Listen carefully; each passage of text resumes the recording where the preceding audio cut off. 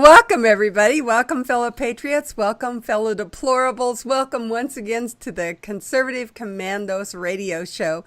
I'm Sharon Engel, and coming to you from the studios of the Conservative Commandos radio network with a shout out to our listeners in Jacksonville, Tampa, and the Villages, Florida, Las Vegas and Reno, Nevada, Macon, Georgia, Lancaster and Pittsburgh, Pennsylvania, Boulder and Colorado Springs, Colorado, Milwaukee, Wisconsin, Long Beach, California. We are everywhere. We are everywhere.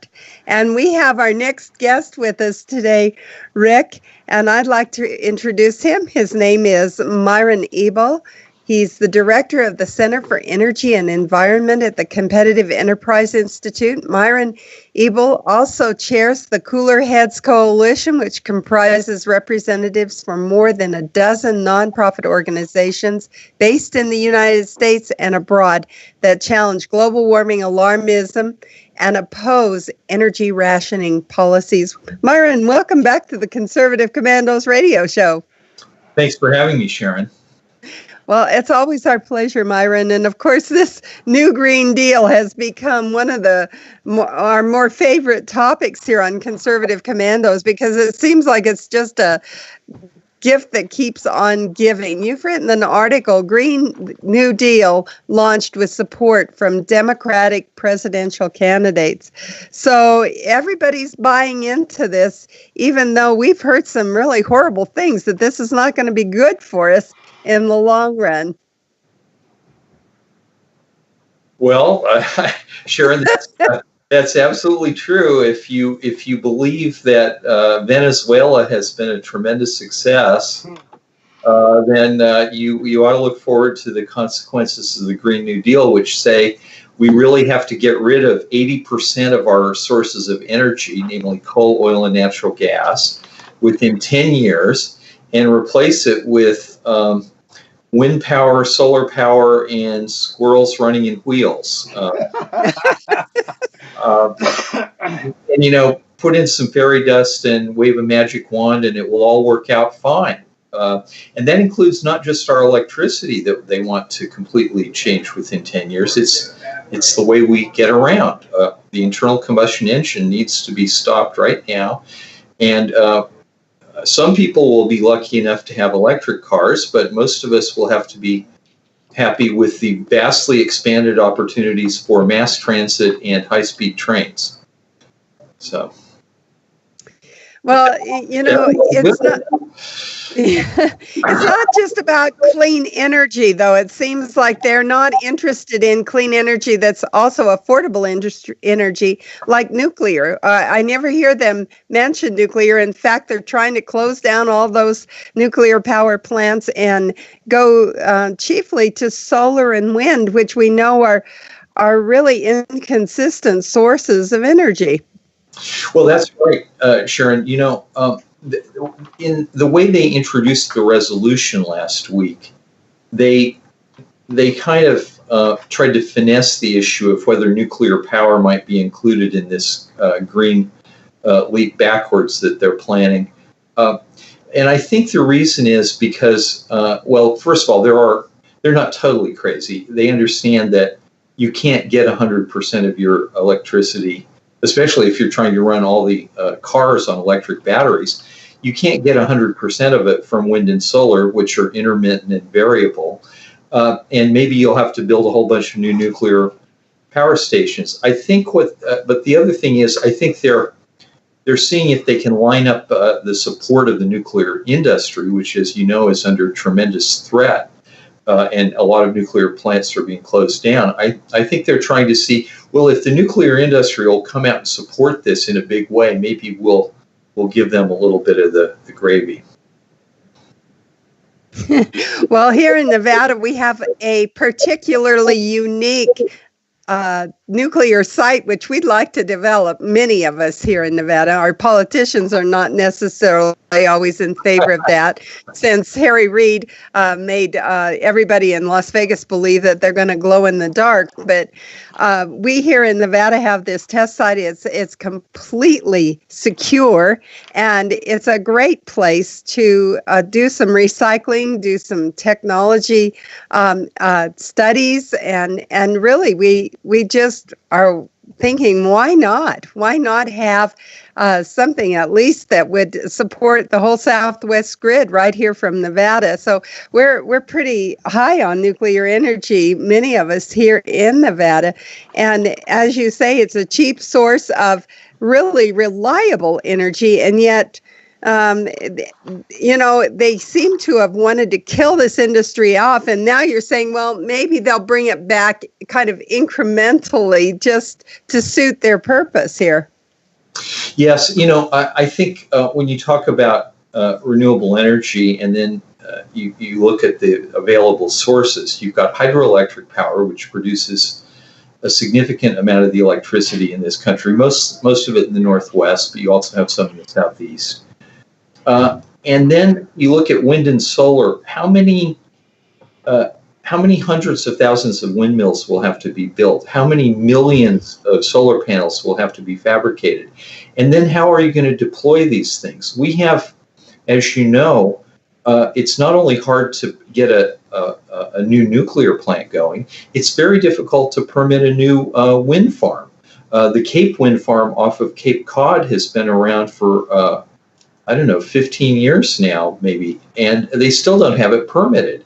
And so the idea that we can turn the entire energy economy upside down by building hundreds of thousands of windmills and millions of solar panels doesn't seem to take into account our environmental permitting system, which takes not just years, it often takes decades for one single project. So how are we going to build several thousand projects in 10 years? Well, of course, we're not unless we suspend our environmental permitting, we suspend the Endangered Species Act, we stop worrying about all the birds and bats that are killed by windmills.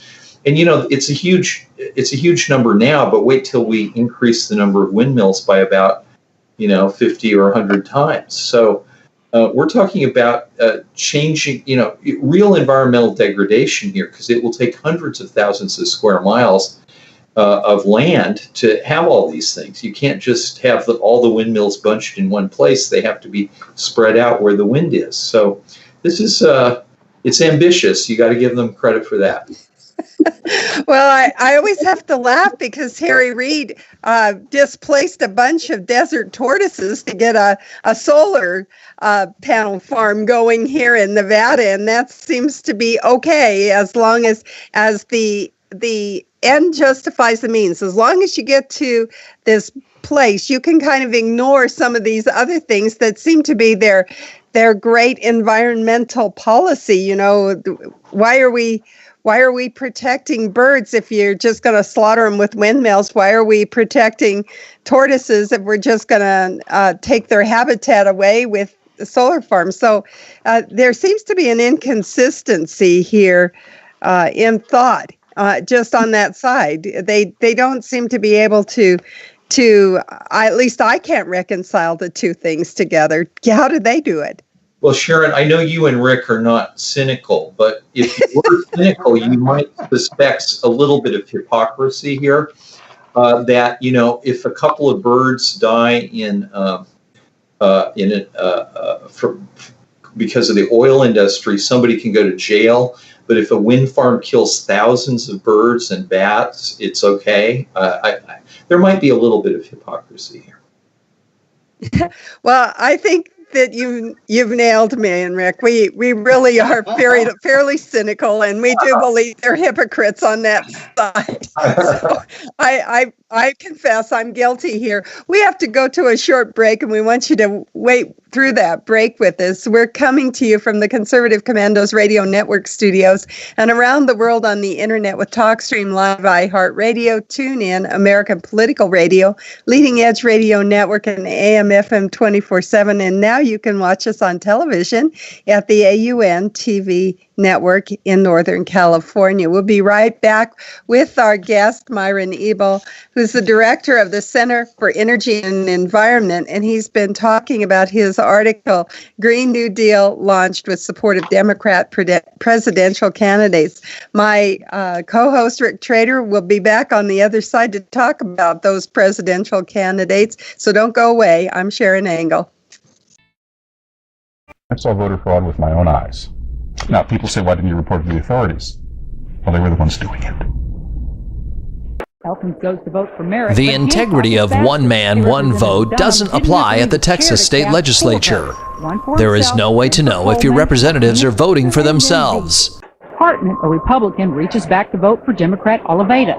Democrat Matt Reynolds votes for Republican England. 2 out of 3 voters nationwide believe that voter fraud is a serious problem in the U.S. today. The process is rigged. Both sides of the aisle are guilty. Florida now has to tell the Department of Justice whether the state will comply with DOJ's demand to stop purging thousands of people from its voter rolls. We have the sloppiest election system of any industrialized democracy. Philadelphia flagged 50,000 duplicate registrations, so just think how many more slipped through. It's almost impossible to detect. How do you get caught? You only get caught if you confess. Election corruption is deeply embedded in America. Quote, election fraud is a crime that usually pays, unquote, writes Tracy Campbell in his book, Deliver the Vote, A History of Election Fraud, an American political tradition from 1742 to 2004.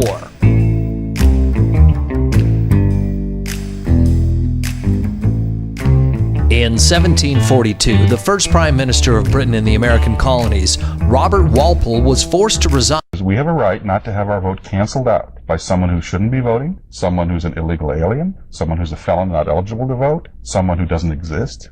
If they vote, they cancel your vote out as much as if you're prevented from voting.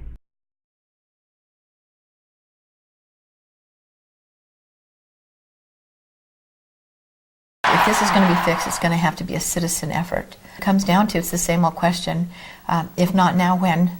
If not us, then who? This is huge. This is about the democracy and the principles of the United States of America. People say, but why you? Why you? Why not? And if it starts with a fireman, if it starts with a sanitation worker, if it starts with a teacher or a nurse or a caretaker of the elderly, then so be it. It's got to start somewhere. But it's time we come together and fix this problem once and for all. There is no serious person out there who would suggest somehow that you could even rig America's elections. To say that it doesn't exist is an outright lie.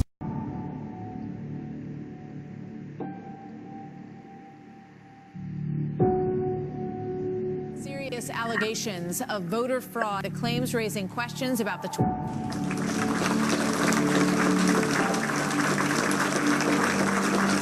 Commerce Secretary Ron Brown and 32 others were on a military plane that crashed today in a violent storm. There are no known survivors at this time. The U.S. Army was funded by the evil entity. I saw voter fraud with my own eyes. To say that it doesn't exist is an outright lie. The process is rigged.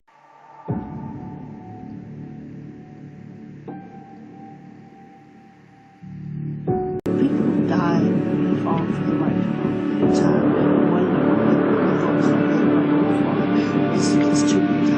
So it's incredibly important now that we draw a line and say, not on our watch.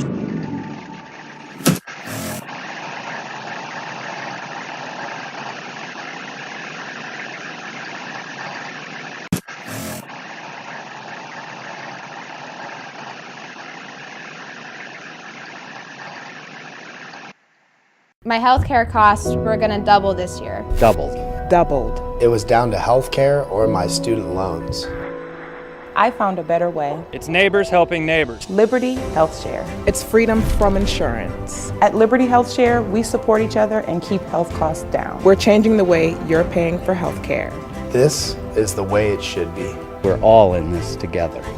We're changing the way you pay for health care. The movement to help each other is growing. Liberty Health Share. This is the way it should be. This is how I make a difference. Healthcare costs are skyrocketing. The third-party pay system is the culprit. It's taking money out of our pockets. Liberty Health Share has solved that issue by being self-pay patients sharing our medical bills. Liberty Health Share is a grassroots movement all across America, where people are abandoning the insurance model and instead are meeting each other's costs in community with one another.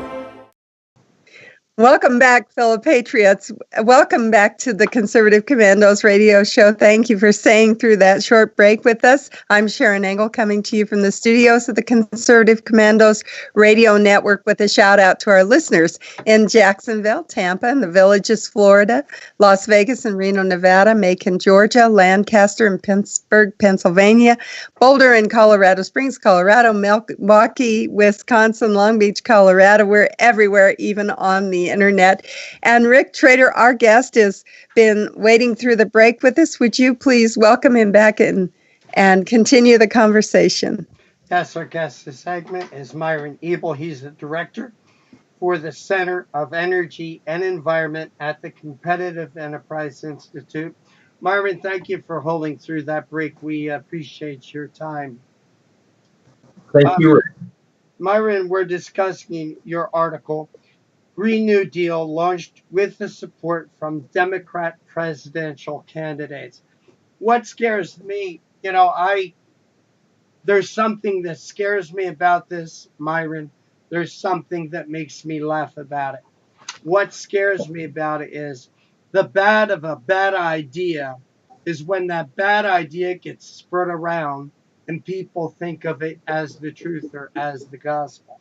In your article, you talk about there are 6 Democrat presidential candidates who want to make this Green New Deal their own. So part of me says, yes, let the American people see how ridiculous this idea is. But at the same time, as I said, the bad about a bad idea is everybody wants to make it their own because they think they can make it popular. So Myron, I'm scared of this because the same thing with Obamacare. When the Obamacare thing was floated, everyone says, I like my doctor, I like my hospital, I want to keep them. Now we find out we can't. But that idea of Obamacare started many, many years ago and was just floated up like a balloon. Like I think people see this as being floated as a balloon. They say it's impractical. It can never happen. They said the same thing about things like Obamacare. That's scary to me. Well, I think you're right. I think Senator Lindsey Graham of Florida, Senator Lindsey Graham of South Carolina, a Republican, had a very good idea after the Green New Deal was introduced last week. He said, let's have a vote on it and let's put everybody on record whether they really believe in this or not. Now, we have 6 Democratic presidential candidates who are the initial co-sponsors of this resolution, and I expect there will be more Democratic presidential candidates as we go forward here who will also sign on to it. And so it would be good to know who's in favor of this so we can take their names and keep that in mind. I think right now, as you said, it's a long-term threat, but the immediate threat is that it moves the climate debate to the left, the climate policy debate, and it opens up some space in the middle for stupid Republicans and big business to come forward and say, well, you can't beat something with nothing, and so we're going to have something. And what we've got right here for you is a tax on energy, a carbon tax or a carbon dioxide tax. And so that's the reasonable alternative to all of this Green New Deal stuff. And I think you're going to see that. I think you're already seeing it with some people coming forward and saying, well, we have to do something, so let's tax American consumers and raise their energy prices. That ought to be a good idea, right? But Myron, if you could help save my voice a little bit by giving our audience some of the devil in the details of this Green New Deal. Yes. Well, first of all, it will cost an unbelievable amount of money. Not billions of dollars or hundreds of billions, but trillions of dollars. We don't know how many trillions, but that doesn't really matter because the people who thought all this up say we can just print the money and everything will work out okay, just like it has in Venezuela and Argentina.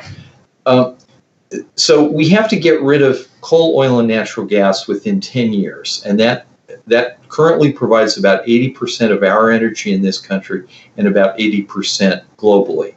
So what do we have to do? we have to replace all of our coal and natural gas-fired power plants with windmills and solar panels and things that haven't been invented yet, fairy dust, I don't know. And we have to get rid of all of our cars and replace them either with electric cars or get used to the idea of having, of relying entirely on mass transit. And we're going to build high-speed rails everywhere. So, you know, in California, they've got one from Fresno to Bakersfield that's going to cost the initial cost, it keeps going up, is $60-some billion.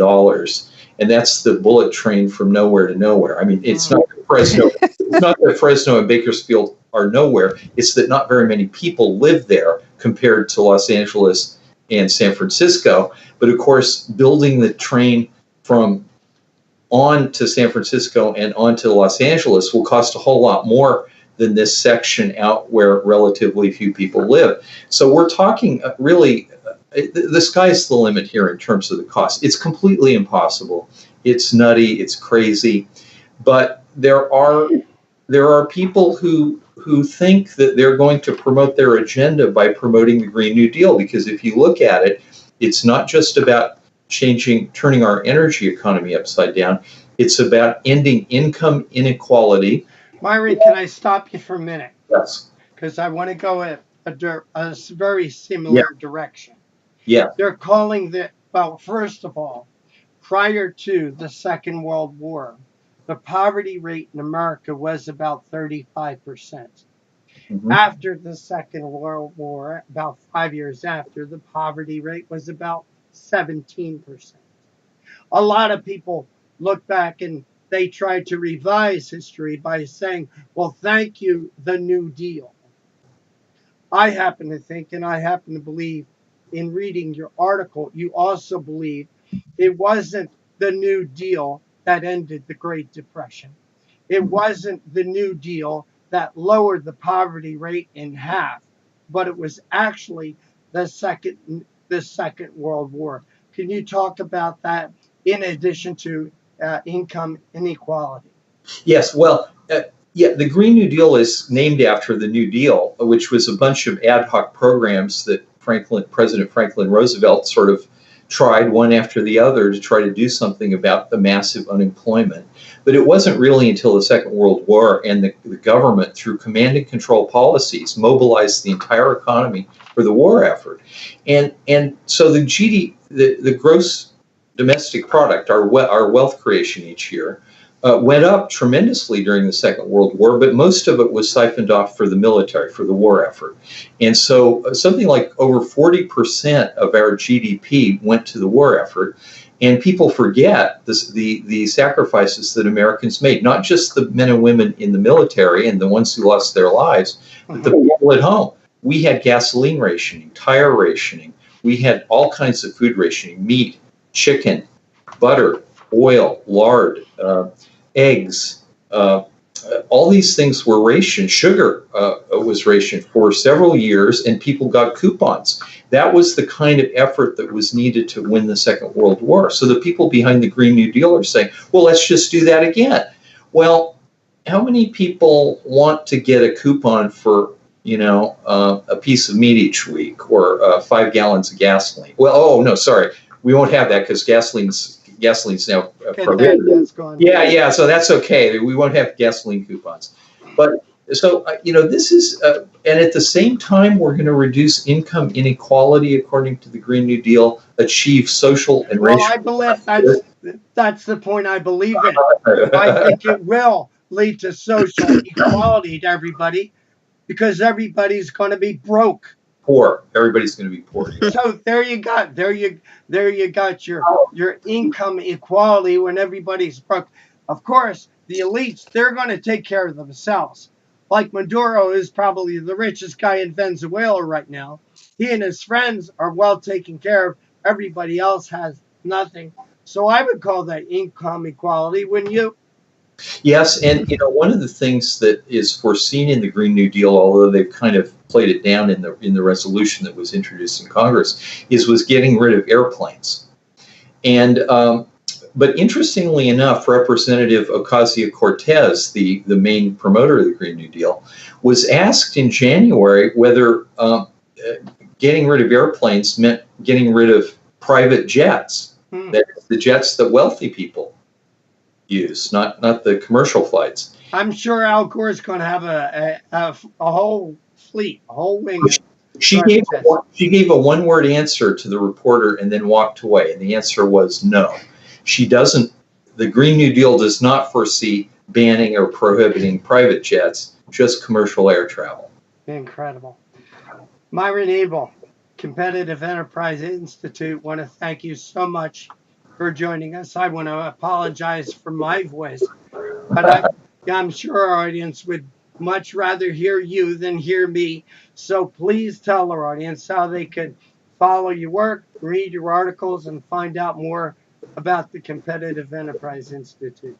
Well, Rick and Sharon, thanks for having me. CEI, of course, has a website, and it's really easy, cei.org, and you will find out lots of stuff about all of the regulatory policies and agenda, and what we're doing to try to reduce regulation, not create more, not just on climate and energy, but across the board to increase freedom and decrease the reach of government in people's lives. Myron Abel, again, thank you so much for joining us. Take care. God bless. We'll talk to you next time. Probably see you at CPAC, right? Maybe. I hope so. Maybe. Thank All you, right. Bye-bye. And you are listening and watching the Conservative Commandos radio show with Sharon Angle. Yes, that's Sharon Angle, and yours truly, Rick Trader. Friend, do you remember when it felt good to withdraw your cash from the bank to expand a business, go on vacation, or buy a new car? Well, today, withdrawing your own cash has become a very risky business, according to The Secret War, a shocking new research report. I just read it. And folks, I was amazed to learn why banks are now required to spy on us for the government and then report any suspicious or unusual behavior. I suggest you get The Secret War free. Just call the number on the screen, no charge, from the folks at Swiss America, and get this. Did you know simply spending cash today may be enough to have you branded as a potential criminal? That's right. The new war on cash is really a war against all freedom-loving Americans. The Secret War is yours free, so call the number on the screen and you can tell them Pat Boone gave you the number. Dish TV is better than cable TV. Here's why.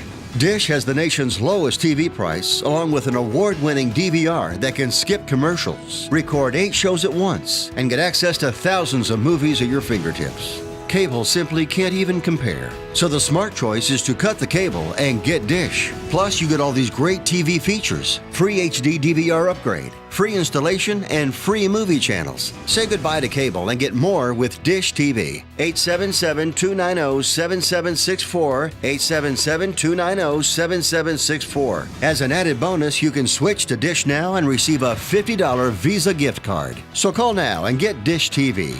Call 877-290-7764, 877-290-7764. That's 877-290-7764. Limited time offer, 24-month commitment and credit qualification required. Cancellation fee, monthly equipment fees, and other restrictions apply. Promotion can change at any time. AM/FM 24/7 Roku channel broadcasts all of our shows on demand. To ensure reliability, we store and stream our content on the same servers as Netflix and Amazon. Our Roku channel is free to use, and anyone owning one of the more than 10 million Roku devices can watch our channel at no cost whatsoever. If you have a television show or are thinking about producing a show, you can be a part of AM/FM 24/7's Roku channel. Watch our great shows on your Roku device. It's free and more reliable than cable TV. Are you stuck with a timeshare? Did you attend the presentation and were seduced and enticed into buying that great vacation and investment? Now you're in the terrible position of trying to figure out a way to get out of that mess. You're not alone. For over 15 years, BuyYourTimeshare.com has been helping people like yourself get out of timeshare ownership. The fact is, there is no resale market. Unscrupulous telemarketers call you and say they have buyers waiting, and the next thing that happens is you give them hundreds of dollars for an ad, and you'll never hear from them again. Another fact is that an identical timeshare to yours is being offered on eBay for $1, and no one is buying it. If you want out of your timeshare, I urge you to go to buyyourtimeshare.com or call them at 877-94-HELP-ME. That number again is 877-94-HELP-ME. Buyyourtimeshare.com. That's buyyourtimeshare.com. 877-94-HELP-ME. My healthcare costs were going to double this year. Doubled. Doubled. It was down to healthcare or my student loans. I found a better way. It's neighbors helping neighbors. Liberty Health Share. It's freedom from insurance. At Liberty Health Share, we support each other and keep health costs down. We're changing the way you're paying for healthcare. This is the way it should be. We're all in this together. We're changing the way you pay for healthcare. The movement to help each other is growing. Liberty Health Share. This is the way it should be. This is how I make a difference. Healthcare costs are skyrocketing. The third-party pay system is the culprit. It's taking money out of our pockets. Liberty Health Share has solved that issue by being self-pay patients sharing our medical bills. Liberty Health Share is a grassroots movement all across America where people are abandoning the insurance model and instead are meeting each other's costs in community with one another. Welcome back, everybody. Welcome to the Conservative Commandos radio show. I'm your humble host. My name is Dr. Nasser Sheikh, and I've got my executive producer, Rick Trader, on the other side.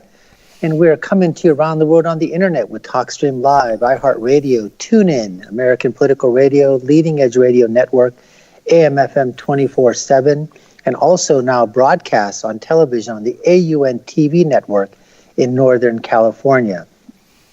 Well, I want to introduce our first guest that we've got on our show today. He is John Miller.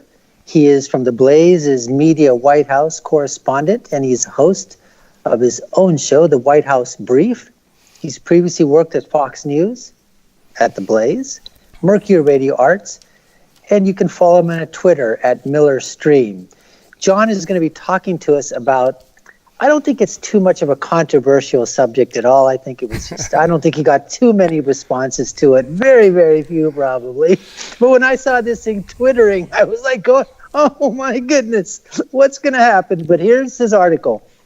It's time to end Black History Month. Why do we want to divide America? Oh boy. What are you doing there, John? Welcome back. To me, it's common sense.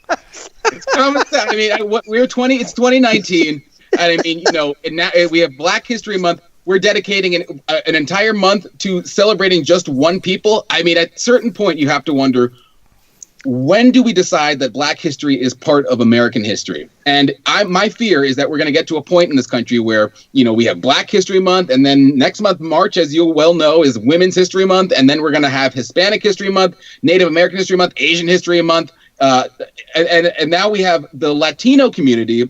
The transgender Latino community is very upset because Latino Heritage Month does not incorporate them because the O is masculine. So they need the X to represent them. So they want their own History Month. We're dividing the country, giving everyone their own History Month. I think we just end the History Months altogether, celebrate American history throughout the entirety of the year, because everyone shares the same history. It's the same story. We have the same heroes, and we should celebrate that. Well, give me an idea. What has been the feedback from people, that yourself? Okay, so you gave us an idea of that, why we shouldn't need it. And obviously then every other group is going to want it. And I think this is what the Democrats and the liberals use all the time when they use their identity politics. I mean, what better way to segment a certain group of people by sort of giving them their month or giving them their day? And when does it end? But for you, when you put this out there, what are you getting back? What's the feedback? Well, I knew the left is not gonna be popular on the left, because that's a given. They love Black History Month, and they love identity politics. They love dividing politics along the lines of race and gender and immutable factors. But I was surprised, I have to say, at the amount of conservative feedback I got that wasn't too happy with my call for it. And I understand the argument that blacks have been marginalized, and therefore we have to rise them up for a month. The issue is, if schools are teaching Black history, because that's where it originated, was in the schools, and they wanted to, make sure that kids were getting a proper education of Black inventors and Black ingenuity and Black heroes. The problem is, if you're teaching history, if you're teaching the Civil Rights era, and you're not talking about Harriet Tubman, or you're talking about the Civil Rights era, you're not talking about Sojourner Truth, or if you're talking about the 1800s, you're not talking about Frederick Douglass. If you're talking about the Civil Rights movement, and you're not talking about the people who fought, Martin Luther King, and you're talking about all of the heroes, even Malcolm X. If you're not talking about those people and you're teaching history completely the wrong way. And I mentioned a few heroes that a lot of people don't talk about. Armistead during the Revolutionary War. There was a hero at Bunker Hill that a lot of people don't know about. All these people are people that I think are part of the American story. And so I think that we do a disservice to the American story when we say, oh, Black people have their own history. So I wish conservatives would understand that. I thought conservatives were the party trying to fight against identity politics. But apparently it's still controversial amongst conservatives as well. Well, I think the reason it's controversial is probably not, I think they all agree with you. I think that inside, if you were to sort of, put them into a corner and whisper to each other, they'd probably say, hey, we agree with you, John. But I think the reason is, and this is what, Rush Limbaugh says so many times, is that people are not sort of happy within themselves. They're always wondering, what are the other people going to say? They don't want to be attacked by the alt-left, the left-stream media, the Democratic State Party control media. So they want to go on these shows and they want people to sort of like them. And if they come, the R word, the right. big R, the R word, the racist word, when that gets thrown out at a lot of people, especially if you happen to be white, boy, oh boy, it can stop people in their tracks if they're not grounded in their own that's principles. absolutely right. And they're so worried about that I had a lot of people who thought it was controversial. They read the piece. They said, okay, this makes perfect sense. This is a good argument. And I have to agree with you, but they would never go on CNN and say that. Especially, and that's why I think I'm in a unique position. I can say that and make an argument that probably a white person's not going to be able to make, just because, the minute they call you a racist, you can't escape that label, and the argument, unfortunately, is over. So I think that it, puts me in a unique position, but it really is common sense that I'm arguing. And of course it was when, I knew it was going to make waves, and I knew it was going to be something that was deemed as provocative. But at the end of the day, I don't think it's that provocative of an idea. I think that, we're at a point in American history. If we don't decide now, okay, let's get rid of these identity politics months, what point in American history are we going to do it? We have Blacks in prominent positions everywhere. Every industry, we have prominent Blacks. The Black middle class has been exploding, for half a century. And at a certain point, you got to say, hey, Blacks are no longer oppressed. It's over. Let's get over it, and let's move on so we can prosper in the future. Well, we haven't had a Black president yet, right? Nope, not yet. And that's the thing. If you can be the president of the United States, right. You can be the most powerful man in the world. How can you possibly make the argument that we're oppressed? No, absolutely. And then you talked in your article, you also said that, sometimes Hollywood actors, they get it better. And actor Morgan Freeman said that I don't want a Black History Month. Black history is American history, and it shouldn't just be relegated to just 1 month. So here's somebody within Hollywood, the hypocrites in Hollywood, that at least somebody gets it right. And I can't put it better than Morgan Freeman. He put it excellently. He said, I don't want my history to be relegated to just a month. Black history is American history. And plus, you can't beat it in his voice. The minute he says it in that voice, it just sounds so perfect. Right. But he gets it. And, I disagree with him on some stuff, but it just shows that it actually is not a conservative liberal thing. It's something that I think is quite honestly, common sense, and common sense people understand it. Well, getting a little bit off your subject, off the topic that you were in terms of your article, give me your thoughts of what did you think of the State of the Union? Oh, I thought it was magnificent. I really did. I thought it was very well written. I thought it was very well delivered.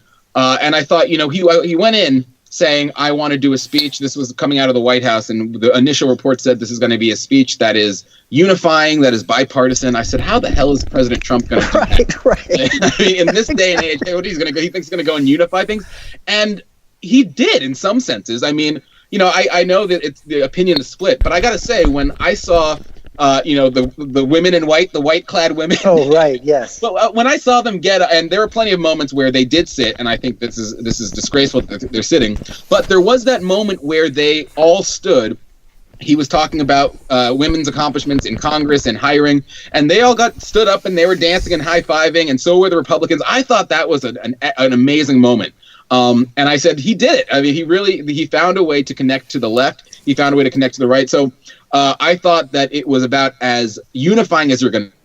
The things that weren't unifying, he said that America will never be a socialist nation, and they sat for that. I mean, if you can't say America is a country that was founded on freedom and was founded on free market enterprise, and not get everyone to stand up, that's not your fault. That's not President Trump's fault. That's the socialists' fault who sat for that. But I thought he did a great job of bringing the country together. Absolutely, there's no doubt about it. And the thing was that, just like you mentioned, they didn't stand for the accomplishments of what he was giving olive branches. He was being. He even said, hey, one time, he was smart, he was witty. Hey, one time he's smart, said, hey, don't sit down yet. If you like that, you're going to love this and whatever. Yeah. But they stood up for themselves at that time, and it sort of made it look like that they were only looking out, for themselves. Hey, listen, John, we've coming up against a hard break here. We'd love to keep you on for another segment. Would you mind staying here for a while we go through this break? Thanks so much.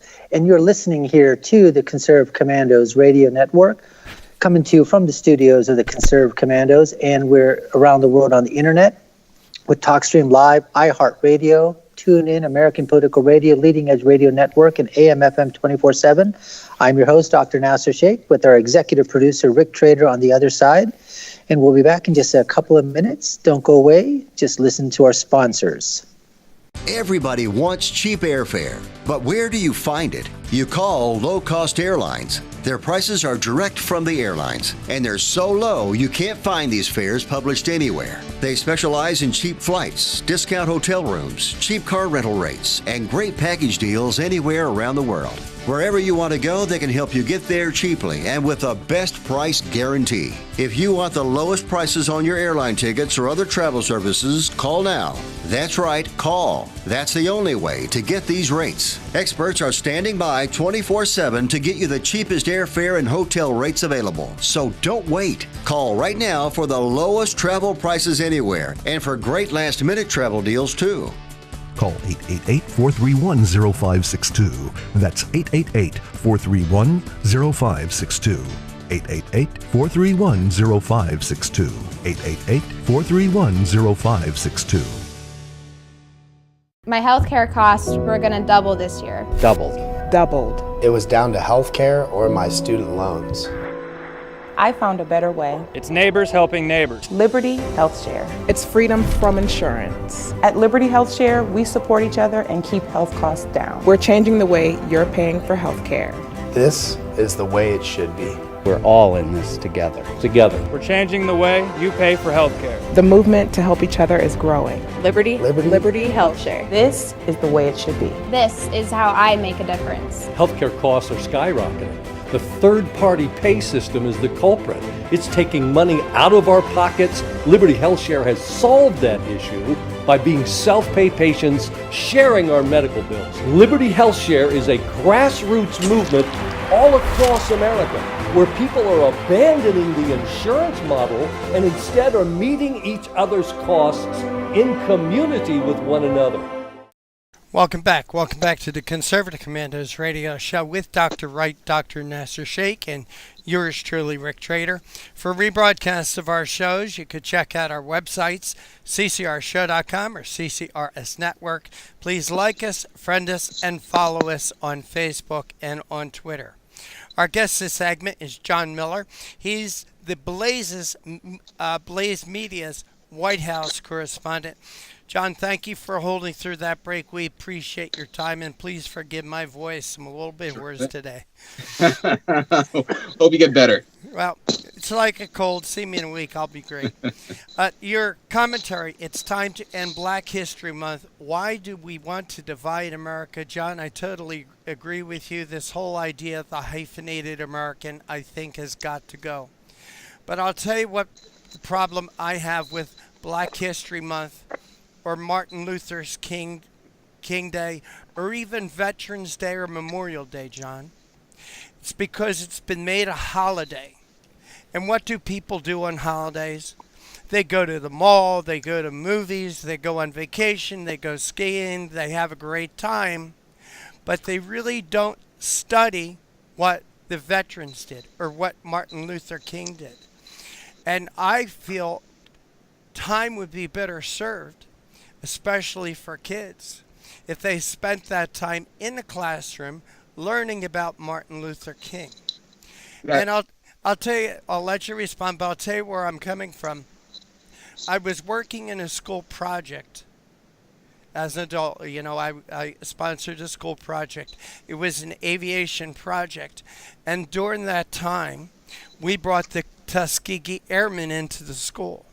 And I bet the kids learned more about Black history in that one day, John, than they did all year. Absolutely. And I think you're absolutely right. You know, a holiday, and that was my problem with Black History Month, is that so many people use it, you know, to just, Snapchat and Instagram and all of the apps that the kids are on, you know, the cool kids, all of the stuff that they use, they feature filters. So, what a filter is, it will be like a background. So you put your face and you take pictures of yourself, you share it with your friends, and it will say, so-and-so celebrating Black History Month. And so basically you go about your day the exact same way as you would, and maybe you even do more fun stuff. Like you said, Martin Luther King Day, you go skiing, and you take pictures, you take selfies with the phone, and you put, I'm celebrating Black History Month, and that's all you need to do. And I think it does nothing to actually educate people about Black heroes, about Black figures in our history that need to be revered. And like I absolutely agree with you. Time would be better spent in schools studying these things and studying these. I mean, they do the same thing with Christmas. I mean, they took the Christ out of Christmas, and it's at the point where Christmas is barely about the birth of Christ anymore. It's commercialized. So I think that's true for any holiday. You're absolutely right. Okay. John, and you and Nasser were talking about this, and I'll bring it up again. You write in your article. You suspected that would be an unpopular proposal among appearing liberals, but what was shocking to you, how many conservatives were appalled by the idea that we would do away with Black History Month? Do you think that's white guilt, John? I think it might be. I don't know if I'm allowed to say that. Well, I can. And unfortunately, there's certain things I can say that you can't. Certain things you can say I can't. But right. We're not very politically correct here. We try to be accurate. I think you're right. I think that it's just accepted. They think, oh, of course we celebrate Black History Month because if you don't celebrate Black History Month, that means you don't like Black people. No, it doesn't mean you don't like Black people. It doesn't mean you're racist. It just means you don't want to dedicate an entire month to pretending like you care about Black people, only to the next month forget about it. Mm-hmm. I mean, that's the problem with it, is that when Women's History Month comes along in March, all of a sudden Black people are no longer important and they don't care about them. So I think that it is I think it might be some of that. I also think that it's just they accept this is what we do. This is of course this is a good thing, and we would dare not question it because, like we talked about in the previous segment, otherwise you will be deemed a racist. All right. Here in a Conservative Commandos radio show, our guest is John Miller. He's Blaze Media's White House correspondent. And John, we're talking about Black History Month. We're talking about history. I love history. In your article, you talk a little bit about the history of Black History Month and how we got it. Could you educate our listeners? Sure. It started in the 1920s. It started in the 1920s as Negro History Week. So it was just relegated to a week. And it was started because they wanted the schools to actually have a program that focused on Black heroes. And I believe at the time in the 1920s, that was needed. There was a time where in our education system, Blacks weren't integrated into the history lessons and they weren't being talked about. And I think that was an important thing then. But they said eventually we want it to be Black History Year.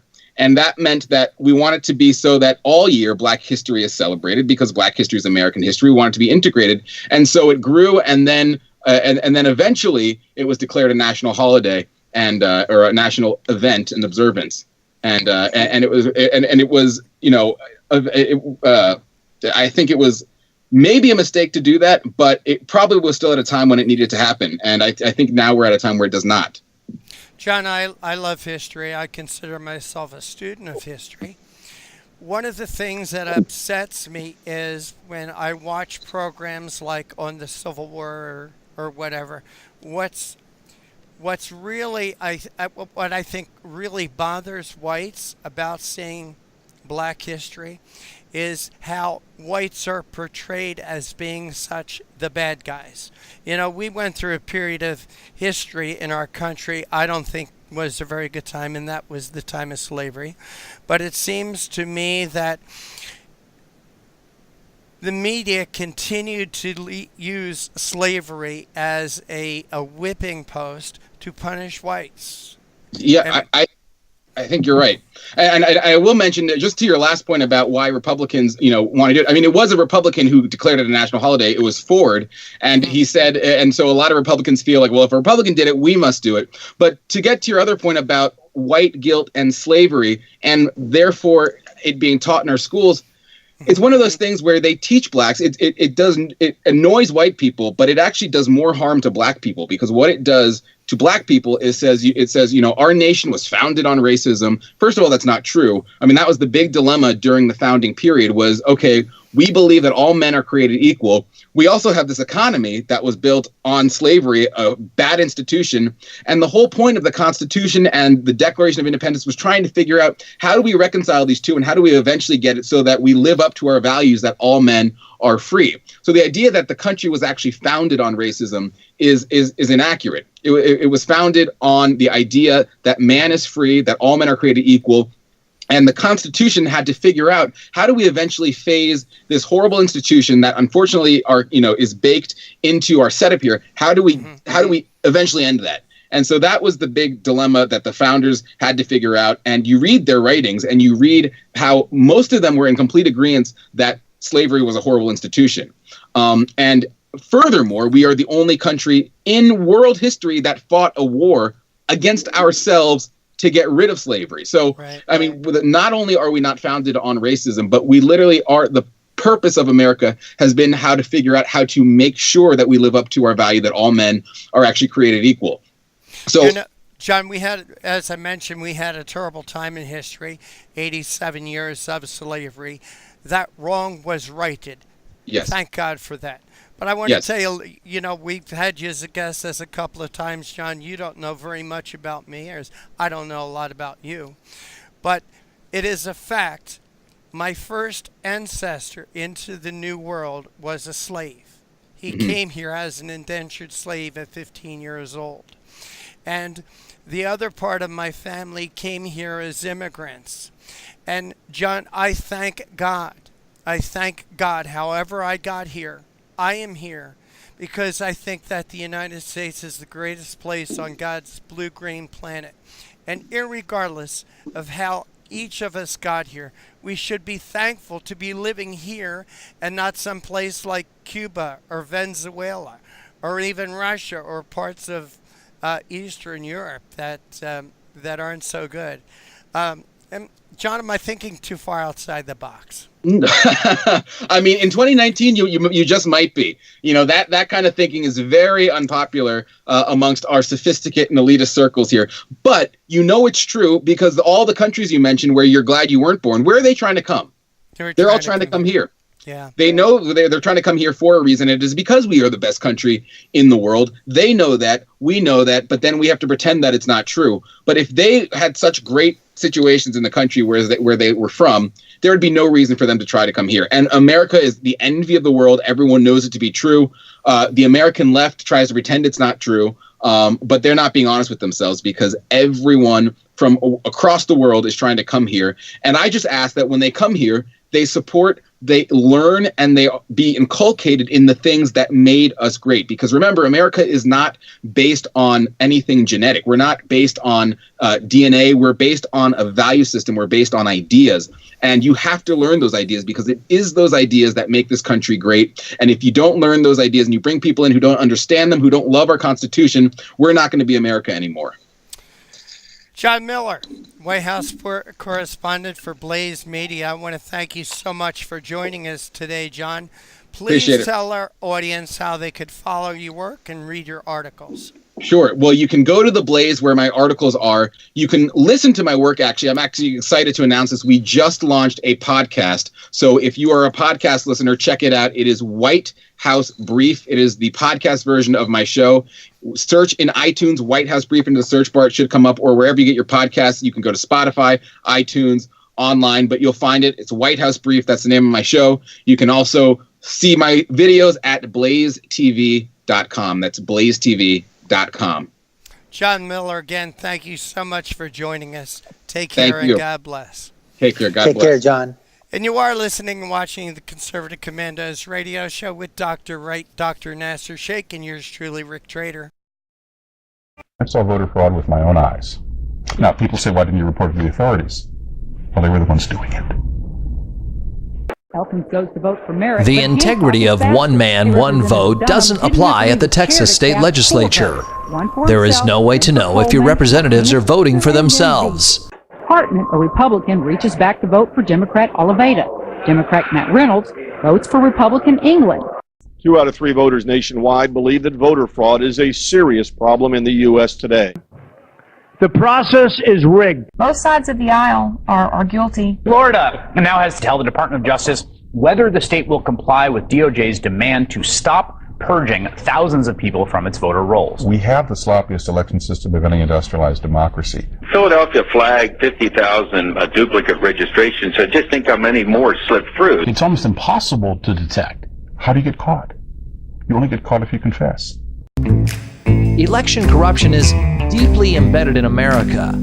Quote, election fraud is a crime that usually pays, unquote, writes Tracy Campbell in his book, Deliver the Vote, A History of Election Fraud, an American political tradition from 1742 to 2004.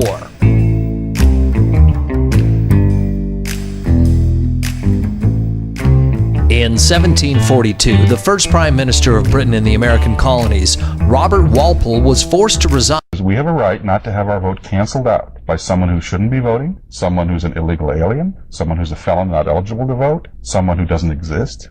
If they vote, they cancel your vote out as much as if you're prevented from voting.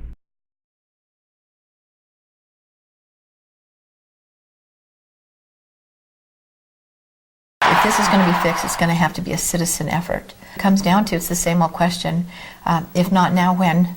If not us, then who? This is huge. This is about the democracy and the principles of the United States of America. People say, but why you? Why you? Why not? And if it starts with a fireman, if it starts with a sanitation worker, if it starts with a teacher or a nurse or a caretaker of the elderly, then so be it. It's got to start somewhere. But it's time we come together and fix this problem once and for all. There is no serious person out there who would suggest somehow that you could even rig America's elections. To say that it doesn't exist is an outright lie.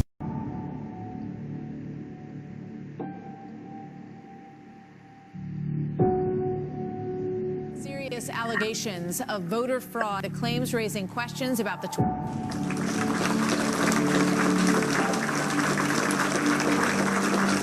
Commerce Secretary Ron Brown and 32 others were on a military plane that crashed today in a violent storm. There are no known survivors at this time. The U.S. Army was funded by the evil entity. I saw voter fraud with my own eyes. To say that it doesn't exist is an outright lie. The process is rigged.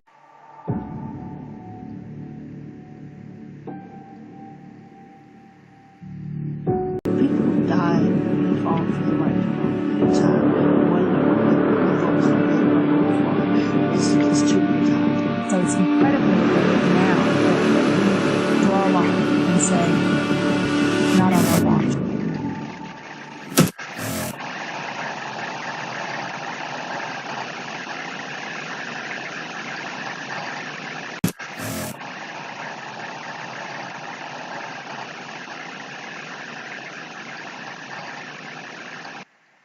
My healthcare costs were going to double this year. Doubled. It was down to health care or my student loans. I found a better way. It's neighbors helping neighbors. Liberty Health Share. It's freedom from insurance. At Liberty Health Share, we support each other and keep health costs down. We're changing the way you're paying for health care. This is the way it should be. We're all in this together.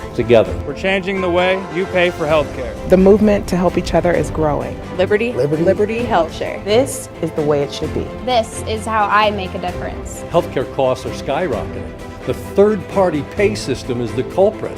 It's taking money out of our pockets. Liberty Health Share has solved that issue by being self-pay patients sharing our medical bills. Liberty Health Share is a grassroots movement all across America where people are abandoning the insurance model and instead are meeting each other's costs in community with one another.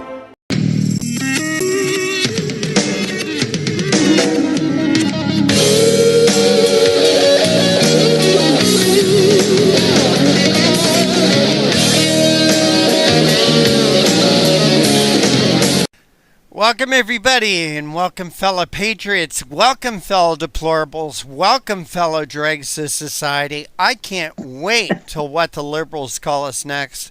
But welcome to the Conservative Commandos radio show. I'm Rick Trader, coming to you from the studios of the Conservative Commandos radio network and around the world on Al Gore's amazing internet with TalkStream Live, iHeartRadio, TuneIn, American Political Radio, AM, FM 24/7, Leading Edge Radio Network, and now you can see us on the AUN TV network in California. And Sharon, we have our next guest with us. Please make her feel welcome. Well, it's an honor and a privilege to introduce Jeanette Ward, who was elected in April of 2015 to the U46 School Board in Illinois. She's running for re-election. Her life is a testimony to the fact that starting out poor in America does not mean you will remain poor. Jeanette was raised in rural Pennsylvania, completed 3 college degrees, and often travels internationally as an employee of a multinational chemical company. She's been married to Bill Ward for 23 years and lived in the U46 district for 20 years. They have 2 children. She's a doula and competes in CrossFit competition and Tough Mudders. Welcome to the Conservative Commandos radio show, Jeanette. Well, thank you, Sharon, for that kind introduction.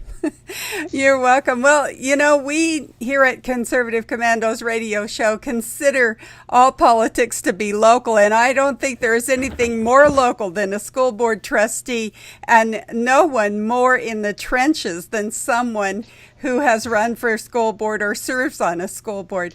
Jeanette, tell us why you even wanted to take on such a task.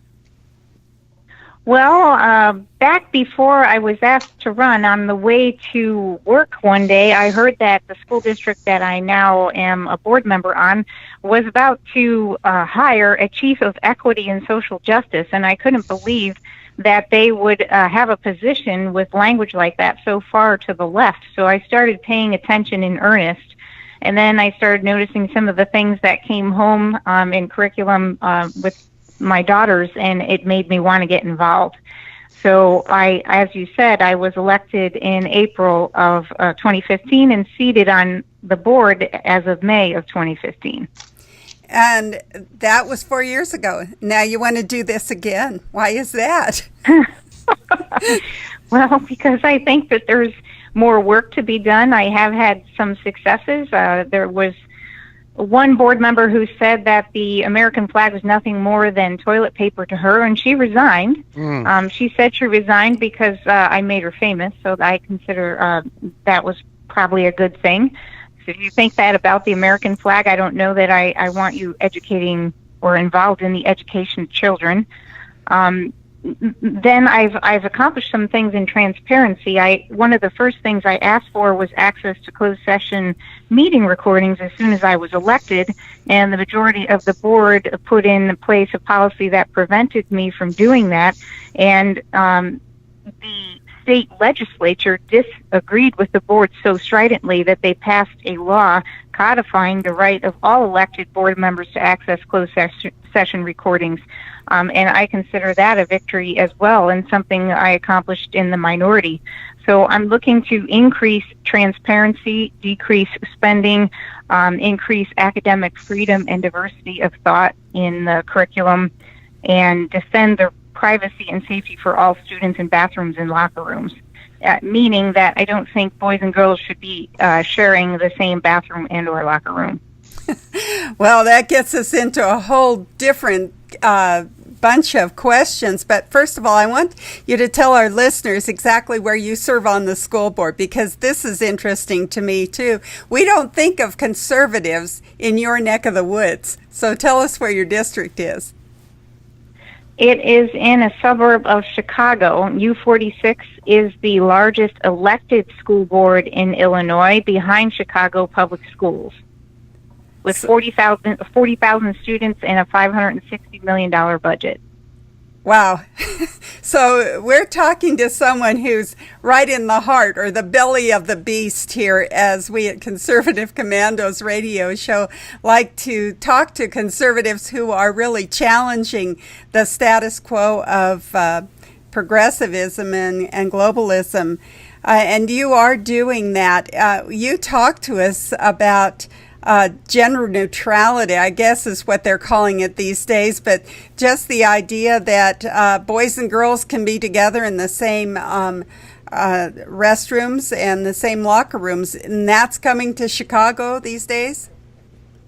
Well, it already has come. Back in September of 2016, just before Labor Day, our superintendent informed the board that the Tuesday following Labor Day, for the first time, there was going to be de facto co-ed restroom and locker room because of a request of a gender dysphoric student. And I asked, do we have any plans to inform parents? And the answer I was given was, no, we do not.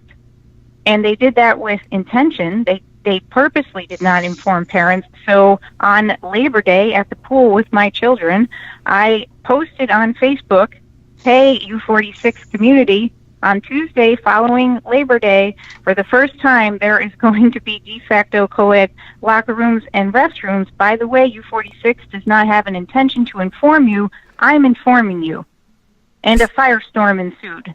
So for 3 solid meetings, there were about 2 hours of public comment opposing that practice.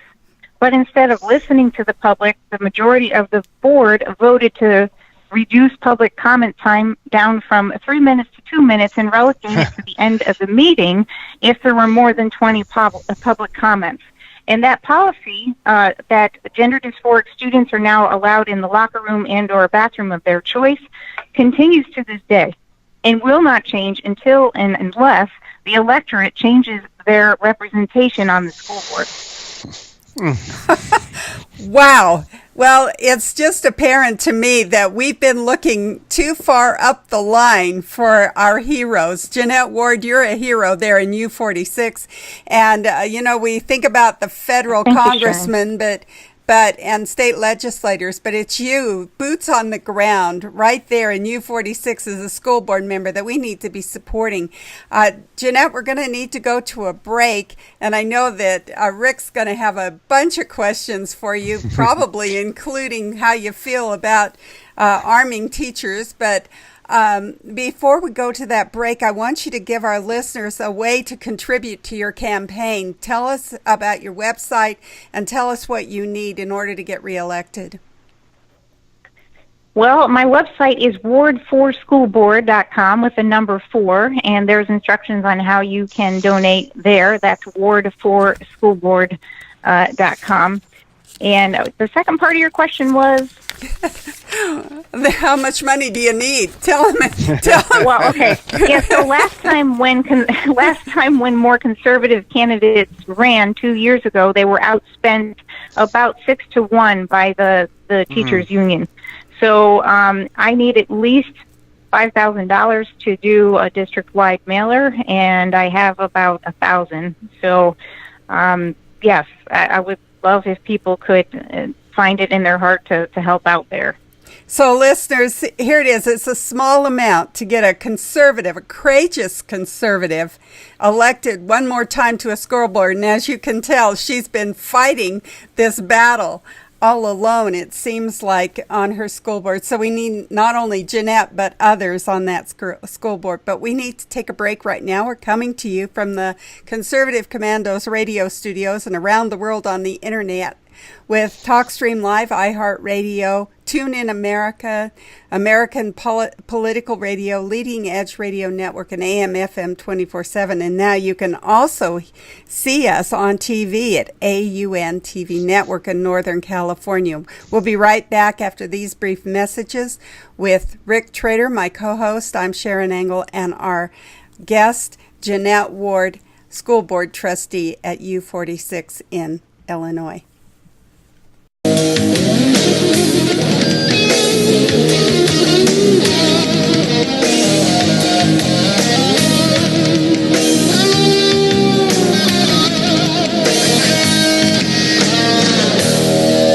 Dish TV is better than cable TV. Here's why.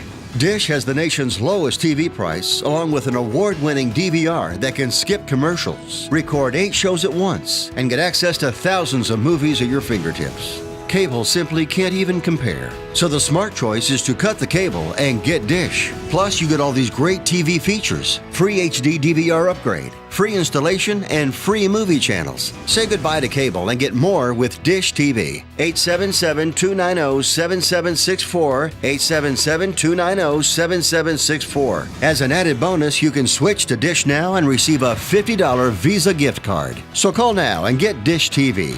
Call 877-290-7764, 877-290-7764. That's 877-290-7764. Limited time offer, 24-month commitment and credit qualification required. Cancellation fee, monthly equipment fees, and other restrictions apply. Promotion can change at any time.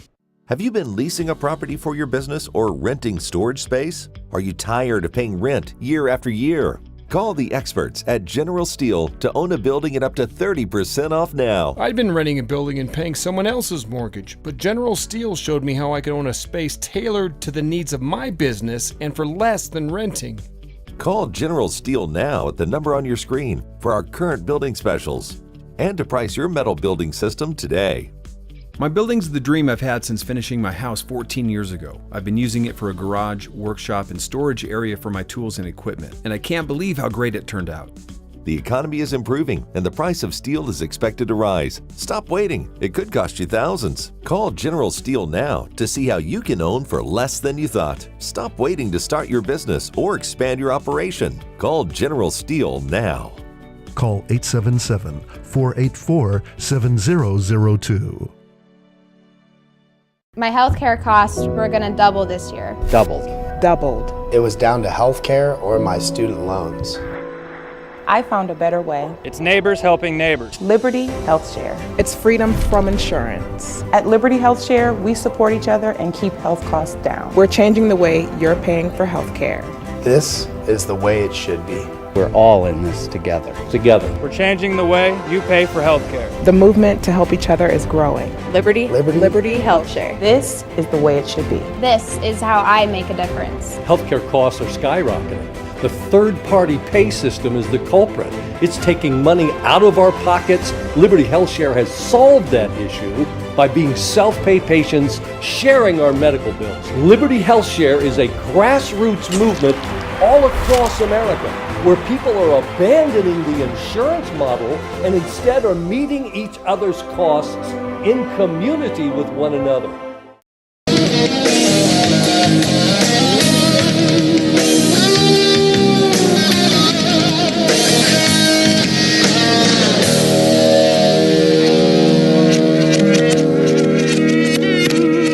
And thank you for staying with us. This is the Conservative Commandos radio show with Sharon Engel and yours truly, Rick Trader.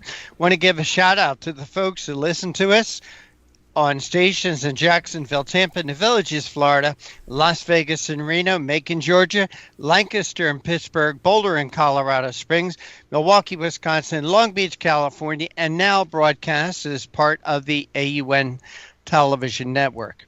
Our guest this segment is Jeanette Ward. She's a school board member at the U46, which is part of Chicago School Board. Jeanette, thank you for holding through that break. We appreciate your time. Oh, you bet. And thanks again for having me on the show and for your kind words. Well, it's great that you could join us. Jeanette, tell us about the makeup of the school board that you serve on at the present time.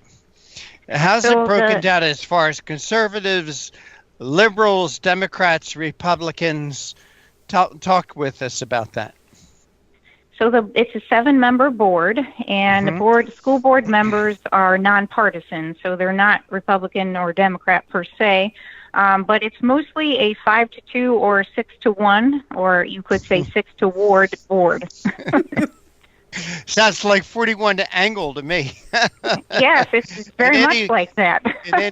Your superintendent, it's very interesting about this open bathroom, locker room, this general neutrality part that you as a member of the sitting school board did not hear about this before the superintendent says this is what we're going to do?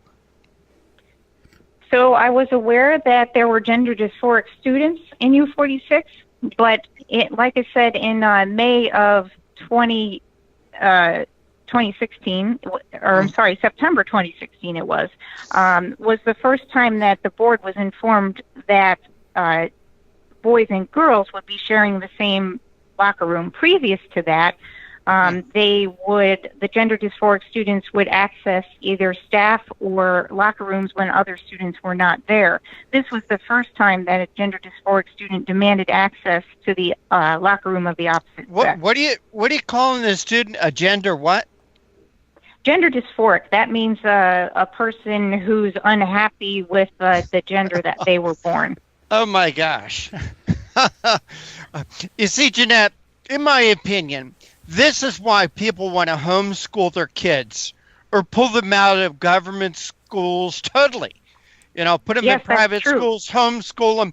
I tell this to people all the time. Get your kids out of government schools because of this kind of nonsense.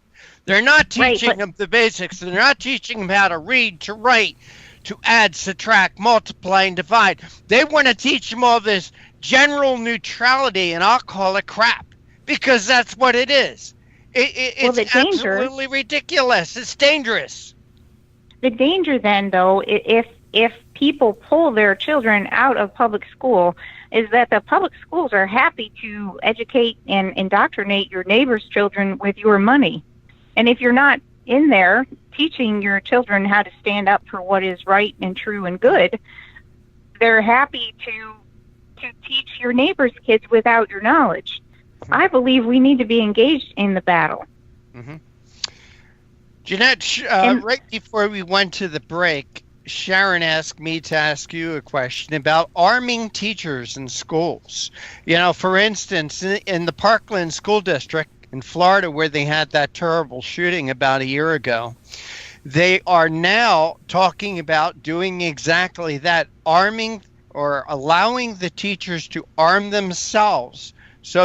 Because they know if there is an incident, the police cannot get there in time to stop people from being killed. And I wanted to get your reaction to that.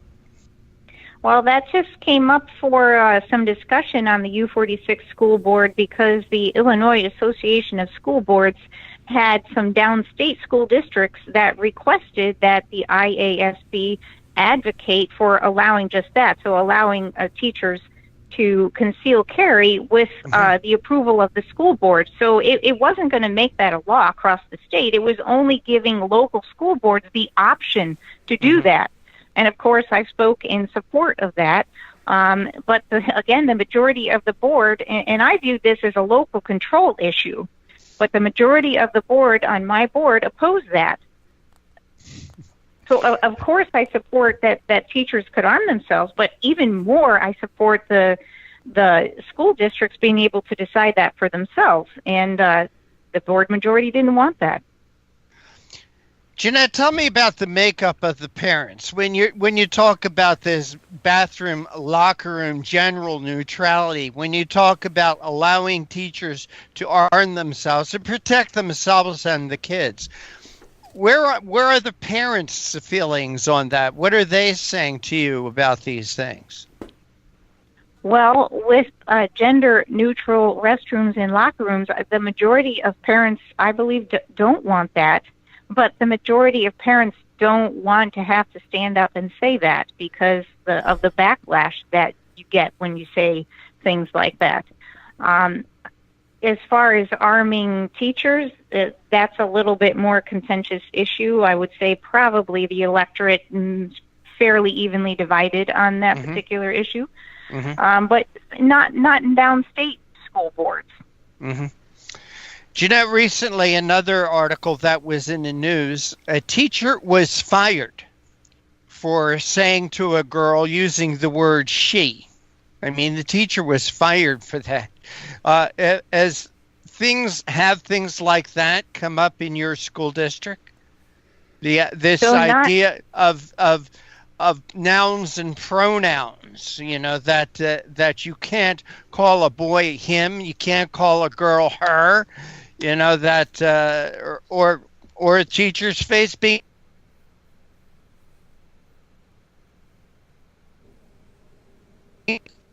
Jeanette? I think I lost you.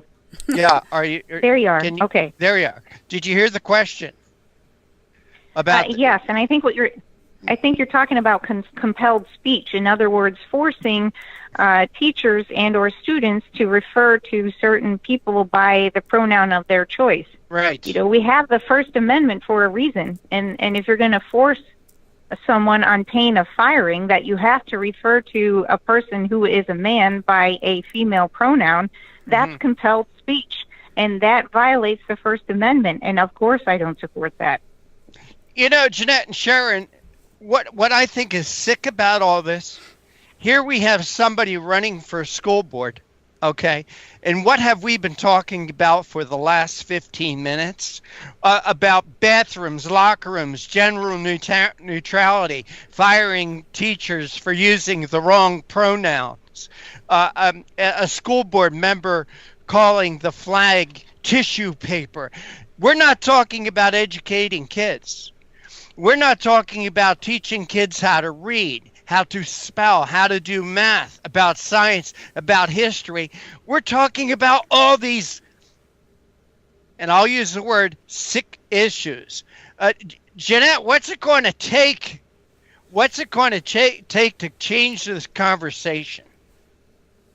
Well, it's going to take responsible people to run for school board, people who have a right understanding of these issues to win the majorities on school boards, and that's just what I'm hoping to do on this upcoming April 2nd. And people want to help me, they can go to ward4schoolboard.com with the number 4. Jeanette Ward, I want to thank you so much for joining us here on the Conservative Commandos radio show. As Sharon said, all of politics are local, and there's nothing more local than school board. I mean, it is so important. I believe it is so important to get the right people on school boards. My wife was a teacher for 33 years, and she told me some real horror stories about things that went on school boards, vendettas on teachers, parents wanting to get a particular sports team approved or whatever. So this is, I think this is a really important issue, and parents need to wake up. They need to find out more about the people who are serving on school boards. Again, Jeanette, we've got to run, but Jeanette Ward, please once again tell our audience how they could follow you and help you out. So they can go to ward4schoolboard.com with the number 4. That's ward4schoolboard.com. They can also find me on Facebook at Jeanette Ward, U46 board member. And thank you so much for having me on your show. Well, Jeanette, we'll make it a point to get you back on, and hopefully maybe by then we'll have some, we'll be on some radio stations in your area, and that'll help you too. But once again, thank you. Take care. God bless. Have you been leasing a property for your business or renting storage space? Are you tired of paying rent year after year? Call the experts at General Steel to own a building at up to 30% off now. I'd been renting a building and paying someone else's mortgage, but General Steel showed me how I could own a space tailored to the needs of my business and for less than renting. Call General Steel now at the number on your screen for our current building specials and to price your metal building system today. My building's the dream I've had since finishing my house 14 years ago. I've been using it for a garage, workshop, and storage area for my tools and equipment, and I can't believe how great it turned out. The economy is improving and the price of steel is expected to rise. Stop waiting. It could cost you thousands. Call General Steel now to see how you can own for less than you thought. Stop waiting to start your business or expand your operation. Call General Steel now. Call 877-484-7002. Everybody wants cheap airfare, but where do you find it? You call Low Cost Airlines. Their prices are direct from the airlines, and they're so low you can't find these fares published anywhere. They specialize in cheap flights, discount hotel rooms, cheap car rental rates, and great package deals anywhere around the world. Wherever you want to go, they can help you get there cheaply and with a best price guarantee. If you want the lowest prices on your airline tickets or other travel services, call now. That's right, call. That's the only way to get these rates. Experts are standing by 24/7 to get you the cheapest airfare and hotel rates available. So don't wait. Call right now for the lowest travel prices anywhere and for great last-minute travel deals too. Call 888-431-0562. That's 888-431-0562. 888-431-0562. 888-431-0562. Friend, do you remember when it felt good to withdraw your cash from the bank to expand a business, go on vacation, or buy a new car?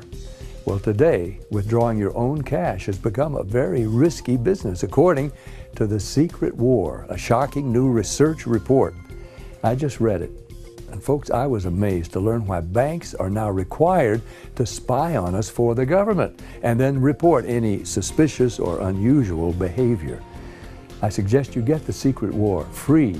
Just call the number on the screen, no charge, from the folks at Swiss America, and get this. Did you know simply spending cash today may be enough to have you branded as a potential criminal? That's right. The new war on cash is really a war against all freedom-loving Americans. The Secret War is yours free, so call the number on the screen and you can tell them Pat Boone gave you the number. Dish TV is better than cable TV. Here's why. Dish has the nation's lowest TV price, along with an award-winning DVR that can skip commercials, record 8 shows at once, and get access to thousands of movies at your fingertips. Cable simply can't even compare. So the smart choice is to cut the cable and get Dish. Plus, you get all these great TV features, free HD DVR upgrade, free installation, and free movie channels. Say goodbye to cable and get more with Dish TV. 877-290-7764, 877-290-7764. As an added bonus, you can switch to Dish now and receive a $50 Visa gift card. So call now and get Dish TV. Call 877-290-7764, 877-290-7764. That's 877-290-7764. Limited time offer, 24-month commitment and credit qualification required. Cancellation fee, monthly equipment fees, and other restrictions apply. Promotion can change at any time. My healthcare costs were going to double this year. Doubled. Doubled. It was down to healthcare or my student loans. I found a better way. It's neighbors helping neighbors. Liberty Health Share. It's freedom from insurance. At Liberty Health Share, we support each other and keep health costs down. We're changing the way you're paying for health care. This is the way it should be. We're all in this together. We're changing the way you pay for healthcare. The movement to help each other is growing. Liberty Health Share. This is the way it should be. This is how I make a difference. Healthcare costs are skyrocketing. The third-party pay system is the culprit. It's taking money out of our pockets. Liberty Health Share has solved that issue by being self-pay patients sharing our medical bills. Liberty Health Share is a grassroots movement all across America where people are abandoning the insurance model and instead are meeting each other's costs in community with one another. The AM/FM 24/7 Roku channel broadcasts all of our shows on demand. To ensure reliability, we store and stream our content on the same servers as Netflix and Amazon. Our Roku channel is free to use, and anyone owning one of the more than 10 million Roku devices can watch our channel at no cost whatsoever. If you have a television show or are thinking about producing a show, you can be a part of AM/FM 24/7's Roku channel. Watch our great shows on your Roku device. It's free and more reliable than cable TV. Are you stuck with a timeshare? Did you attend the presentation and were seduced and enticed into buying that great vacation and investment? Now you're in the terrible position of trying to figure out a way to get out of that mess. You're not alone. For over 15 years, BuyYourTimeshare.com has been helping people like yourself get out of timeshare ownership. The fact is, there is no resale market. Unscrupulous telemarketers call you and say they have buyers waiting, and the next thing that happens is you give them hundreds of dollars for an ad, and you'll never hear from them again. Another fact is that an identical timeshare to yours is being offered on eBay for $1, and no one is buying it. If you want out of your timeshare, I urge you to go to BuyYourTimeshare.com or call them at 877-94-HELP-ME. That number again is 877-94-HELP-ME. BuyYourTimeshare.com. That's BuyYourTimeshare.com. 877-94-HELP-ME. Welcome back to the Conservative Commandos. I'm George Landreth with Rick Manning. We're your Conservative Commandos host today. And of course, this is the place the newsmakers go to be heard. And we have an excellent newsmaker with us today. I think you're going to really enjoy this conversation. But before I introduce him, I do want to remind you, if you want to hear a rebroadcast of the show, watch it again, or listen to it again, whichever your preference is. You can go to our website, ccrsnetwork.com, ccrshow.com, and there you'll find not only more information, but the ability to see our past shows and catch up on anything you fear you might have missed. Well, now I have the pleasure of introducing our guest, Eric Caron. He is a former U.S. diplomat and a U.S. special agent. He spent his life successfully conducting and managing covert operations related to national security, transnational crime, terrorism, and money laundering. Now, he has also held senior positions with Homeland Security and Interpol. And Eric has recently written a book. It's his first book. It's called Switched On, The Heart and Mind of a Special Agent. So I think you will see as we talk with Eric that this book is going to be a very interesting read. So you can find out more about his book and his life, quite frankly, at switchedonlife.com. Switched, like past tense, switched on life.com. So with that, Eric, welcome to the Conservative Commandos. George, it's a privilege and an honor to be on your show. Thank you for having me. Absolutely. We're really glad to have you. You know, of course, the wall's always in the news now, at least. It's, we've had a government shutdown over the wall. We've had, negotiations going on now.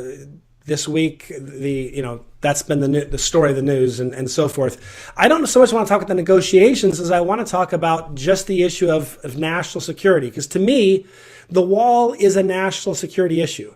I'm interested in missile defense, for example. I've been an advocate of missile defense for 25 years, or longer, actually. And it's because I want to protect America from risks. Yes. Is the wall a national security kind of issue, or is it just some sort of symbolic thing? It is absolutely a national security issue. Border security, and I say this in the book, is national security, period, full stop. And this president, recognizes that fact. Unfortunately, many presidents in the past have not, which led us to 9/11.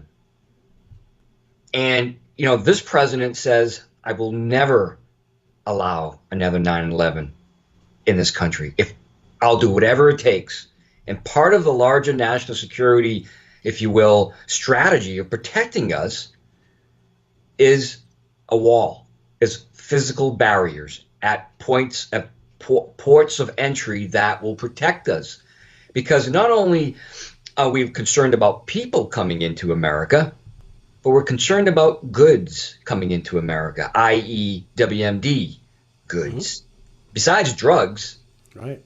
We've taken our eye off the ball that the terrorists out there are working 24/7 to harm us. both domestically as well as internationally. I work national security domestically as well as internationally. The threat is real. Well, one of the things I think that is very interesting about this issue is when you say what you've just said, and I agree with you entirely, I often hear this response, and you've probably heard this before as well. The 9/11 attackers didn't sneak across our border. And it's kind of like, well, that's true, but border security was the problem. People we did not want to come into America came into America and did bad things. And there's many different ways you can breach border security. You can do it through the air, you can do it through airports, you can do it across the border. And I think the president's point is, and your point was factually accurate, because you didn't just say we simply need to have a southern border wall. You said border security, and that would be everywhere. But in some places, the wall is a key element of that security, but it's not the only element. And the president's never argued that it is the only element. But it seems to be the only element that the left won't, give him any support to. Correct. You're right. And, those 9/11 hijackers, if we had border security, proper border security in place, we could have prevented that because, yes, they came into the country with a visa. But guess what? Several of those individuals overstayed their visa, and we never went to look for them. We didn't know they overstayed their visas. And each year, as we know, 10 million plus visitors come to America lawfully. They get a visa. But just recently, Homeland Security reported over 600,000 people don't leave. Wow. Because we don't have an exit strategy, a security strategy in place. That's with visas, never mind the border, airports, seaports, land ports. They're all ports of entry. And bad guys will go where they're not going to get caught. Soft targets, if you will. Soft ports of entry. They don't want to get caught. They want to get through. They want their goods, whatever their goods may be, they want their goods to get through. And that's where they'll go, soft targets. That's why we need to be switched on across the board. Yeah, no, that makes a lot of sense to me. Let's turn our attention from the broader issue of border security, the broad topic of making sure, whether it's airports or seaports or across the land. Let's just go to the wall now. Why is the wall an important part of this? Why is that not a distraction? Because that's what we hear. Walls don't work, or as Robert Francis O'Rourke said, otherwise know him as Beto, but I find it very odd that, he's picked this kind of Hispanic, I'm George Landreth. If I called myself Giorgio, does that make me Italian? Yes. Anyhow, one of the things that I think is interesting is there is, this earlier this week, he was saying stuff like, walls don't protect, walls, all they do is, I think he says something about they kill people and stuff. I'm like, I don't know, unless they're poorly built and fall on people, I don't think walls kill people. But at any rate, how do you respond to the idea that a wall is unhelpful, unimportant, just a big waste of money? George, the president said it probably best the other day, and that, the liberals are saying the wall is immoral. And, the president said in his speech, human trafficking is inhumane and immoral. Drug smuggling is immoral. Counterfeiting in the goods that, harm us. Because people think counterfeit, just sneakers. And no, counterfeit drugs that you're taking for your heart that you think are real, but it's actually counterfeit. Yeah. So the list goes on and on. So the wall's not immoral. The wall protects us because the bad guys, will not be able to infiltrate that wall, and it will, some bad guys, if you will think about other locations to try to exploit. Maybe eventually we might have to look at the northern border and start beefing up that northern border, because the southern border, it beefs up. Bad guys, again, will go to the northern border. All right. That's the nature of borders. I find it odd they use that as a reason to not build the wall. Like, well, if we build one there, it's like, okay, so if you have a hole in your roof and you patch it, and therefore some other place starts leaking because the water that you patched is now not rolling down into your house, but going further down the roof and then leaking in. Was that a bad idea to fix the roof, or does it just mean you need to fix more of your roof? Correct. And I would argue that's part of being a nation. The reason why I know I own my house is because I can lock the door and keep other people from wandering through it. Correct. And I think how you can tell if this is a nation or not is if we can essentially prevent people from just wandering around from other places.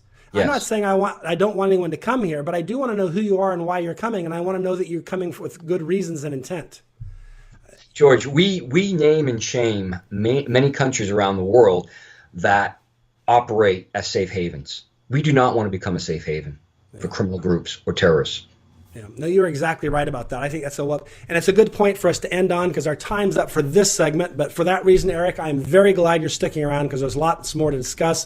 We want to talk about your book some more, and I also want to make sure that our listeners and our watchers get a chance to know where they can get your book. But just to remind our listeners, you are listening to Conservative Commandos. I'm George Landreth with Rick Manning, and we, of course, are coming to you on the Conservative Commandos radio network, which is broadcast all across this great nation, and we're coming to you on the AUN TV network in California and Nevada.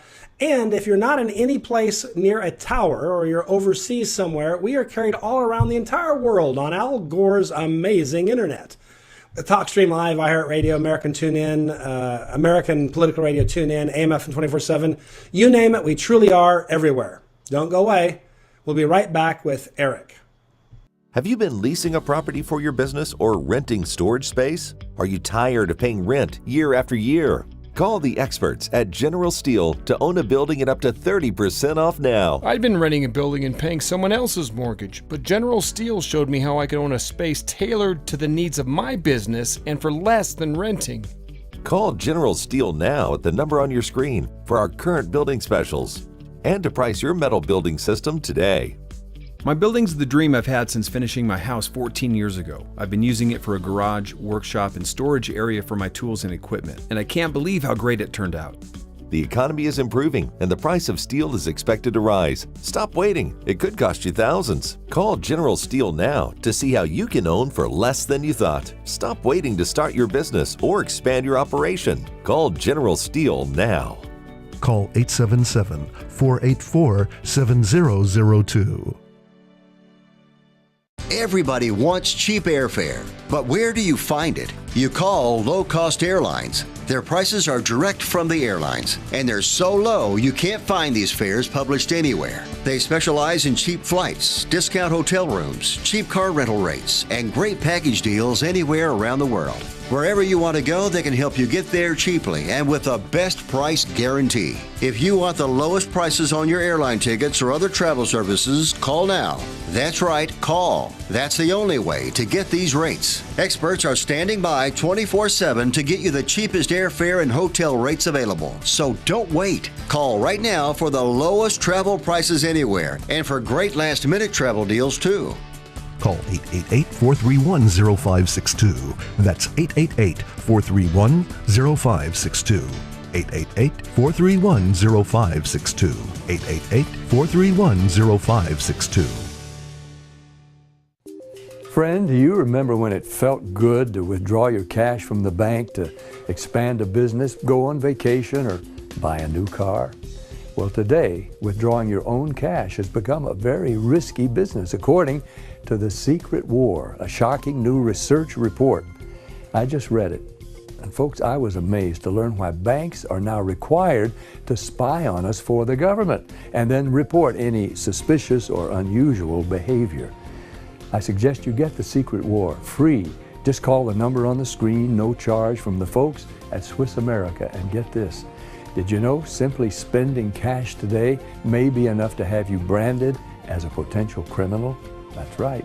The new war on cash is really a war against all freedom-loving Americans. The Secret War is yours free, so call the number on the screen and you can tell them Pat Boone gave you the number. Dish TV is better than cable TV. Here's why. Dish has the nation's lowest TV price, along with an award-winning DVR that can skip commercials, record 8 shows at once, and get access to thousands of movies at your fingertips. cable simply can't even compare. So the smart choice is to cut the cable and get Dish. Plus, you get all these great TV features, free HD DVR upgrade, free installation, and free movie channels. Say goodbye to cable and get more with Dish TV. 877-290-7764, 877-290-7764. As an added bonus, you can switch to Dish now and receive a $50 Visa gift card. So call now and get Dish TV. Call 877-290-7764, 877-290-7764. That's 877-290-7764. Limited time offer, 24-month commitment and credit qualification required. Cancellation fee, monthly equipment fees, and other restrictions apply. Promotion can change at any time. My healthcare costs were going to double this year. Doubled. It was down to healthcare or my student loans. I found a better way. It's neighbors helping neighbors. Liberty Health Share. It's freedom from insurance. At Liberty Health Share, we support each other and keep health costs down. We're changing the way you're paying for health care. This is the way it should be. We're all in this together. We're changing the way you pay for health care. The movement to help each other is growing. Liberty Health Share. This is the way it should be. This is how I make a difference. Healthcare costs are skyrocketing. The third-party pay system is the culprit.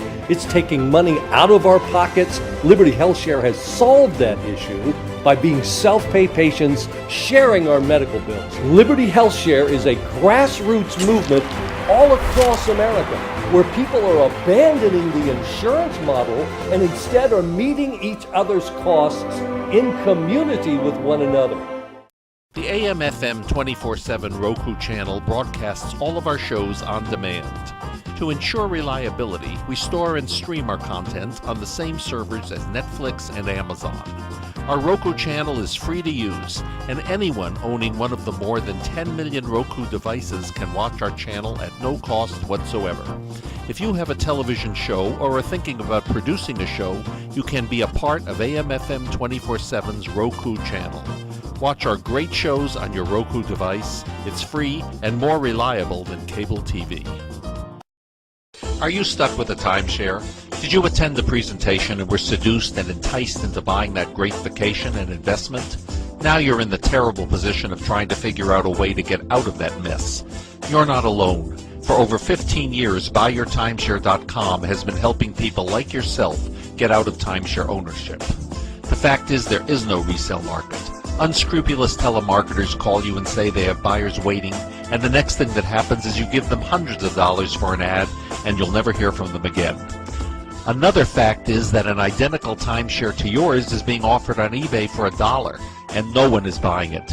If you want out of your timeshare, I urge you to go to BuyYourTimeshare.com or call them at 877-94-HELP-ME. That number again is 877-94-HELP-ME. BuyYourTimeshare.com. That's BuyYourTimeshare.com. 877-94-HELP-ME. Welcome back to the Conservative Commandos. I'm George Landreth with Rick Manning, your Conservative Commandos host today. And of course, we have been talking with Eric Caron. I just want to remind you before Eric and I jump back into this conversation, if you want to hear a rebroadcast of our show, websites, ccrsnetwork.com and ccrshow.com. And we've been talking with Eric Caron. He is a former U.S. diplomat and a U.S. special agent. He's worked his whole life on issues that involve crime, national security, terrorism, money laundering, you name it. That's what he's been involved in with Homeland Security, Interpol. He's got a great book out now, Switched On, The Heart and Mind of a Special Agent. And of course, you can learn more about him by going to his website, switchedonlife.com, switchedonlife.com. So, Eric, thanks for sticking through the break. First segment was very interesting, and it's sometimes the clock's a cruel taskmaster. It cuts us off before I'd like it to. But I want to jump into this question. We talked a little bit about how the left is kind of not really very fair with the facts, and they seem to be disinclined to protect America. Is it just kind of left-leaning politicians, or is it broader than that? George, a great question. It's broader than that. And, you know, I discovered how broad it really is back in 2007. I led a national security investigation for ICE out of our Boston office, and it was against a U.S. defense contractor. And the defense contractor, instead of subsourcing it to a foreign country, he brought the workers to him, the foreign workers to him. And these foreign not workers, with visas, I assume. No, of course not. They were smuggled into the country, and they found their way, of course, into a defense contractor. And so we, investigated it, as we say here on the East Coast, a wicked good investigation. And we did a covert operation. We implanted a undercover special agent. She was hired by the bad guy, the owner of the company, with knowledge and intent. And so after about a year of investigation, we decided to hit the door. And of course, when I walked in the door with about a few hundred agents, I couldn't believe what I was seeing. It looked like the Jungle Book from 1920, whatever it is. It was unbelievable. The working conditions, horrendous. So successful. 361 illegal aliens apprehended. 361? 361 inside one facility. Sir. One facility. And this is a national security defense contractor. One of the largest in the U.S. at the time. Their monies, they were getting in the tune of about $380 million contract. Senator Kennedy helped them get that contract.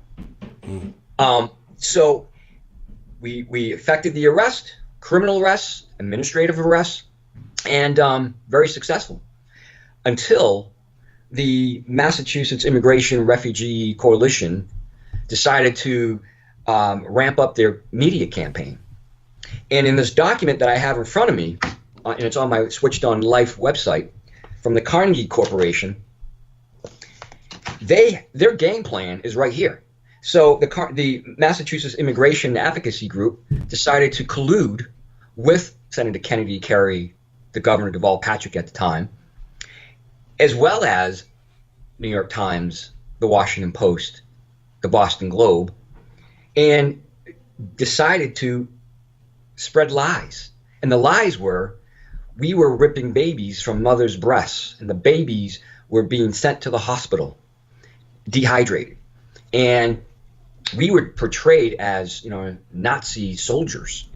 Monsters. There were rallies throughout the state. And I was demonized. I had, myself, my agents, I could understand the MS-13 gangbangers threatening to kill me, death threats. I couldn't understand why these politicians, quite frankly, didn't want us to enforce the law. And it was really disgraceful, in my opinion, what I saw. Yeah, no, that's essentially enforcing the law, and they demonized the men and women of ICE. Yeah, you're the bad guy, even though the owner of the place is breaking the law knowingly, and yet somehow you're the bad guy. That's it's like at a drug bust, the police arrest drug dealers, and somehow the police are the bad guys. Well, because they separated the bad guys from their children. Right. Yeah, you sent bad guy, drug dealers to prison, and now dad's not there anymore. You're separating, dad from his children. That's like, okay, well, I'm not sure I did that. I think he did that by engaging in criminal activity. But correct. Okay, correct. It shows the bias, though. It does, and the national security implication. If we haven't learned anything since 9/11, boy, that terrorists are only limited by their imaginations. Right. And if a terrorist could find his way or her way into a defense contractor and maybe sabotage our goods, maybe put a ricin substance of sort, WMD substance, on these backpacks that they were making, and vests that they were making, and distribute those vests to all men and women of our armed services. And then guess what? Then we'll have Senator Kennedy at the time and Kerry be calling for congressional investigations as how did this happen? Yeah, right. No, that's a good point. One of the things that I find frustrating is sometimes when you advocate on behalf of national security, which I would argue it has to be one of the highest order priorities for our federal government, is to keep Americans safe from external threats. They often act like either you're this lunatic who thinks that there's bad people in the world, and if you were only nicer, everyone would be nicer to us, or they act as if you're some sort of warmonger. And it's kind of like, no, that's what I want to avoid. And if we prepare ourselves properly, we can avoid these problems, or we can kind of be stupid and fall into World War I and World War II all over again, or we can prepare ourselves and avoid those things. And yet that's not how they portray it. George, that's why we need to be switched on. And that's, and in fact, our politicians, our liberal politicians, quite frankly, they're more concerned about the party or their next election. And they're playing Russian roulette with your safety and my safety, and I don't like it. Yeah. And unfortunately, we're a strong country, but the Romans thought they were very strong too. And they're so not around anymore. They were the world's preeminent superpower, and they are not a preeminent superpower anymore. Yeah, it's now we've mentioned your book, but I want to make sure we've only got another minute or so, maybe a minute and a half. Just tell us a little bit about how people can get the book and why they might want to read it, because that sounds interesting. Obviously, I think your interview gives them lots of reasons to want to read it. But again, Switched On: The Heart and Mind of a Special Agent. Tell folks about your book quickly and how to get it, or any other ways to follow your work, whether it's Twitter or Facebook, whatever. Thank you, George, for having me again. Listen, I did this book really, and I dedicated this book to my father. My father was a shoeshine boy in the 1940s who went on and joined the U.S. Marine Corps, who came back and became a police officer and had 7 children, and I'm one of 7. I have 7 kids, so that's impressive. Yeah, so you know what I'm talking about. And we had 1 bathroom, George. Ooh, that is tough.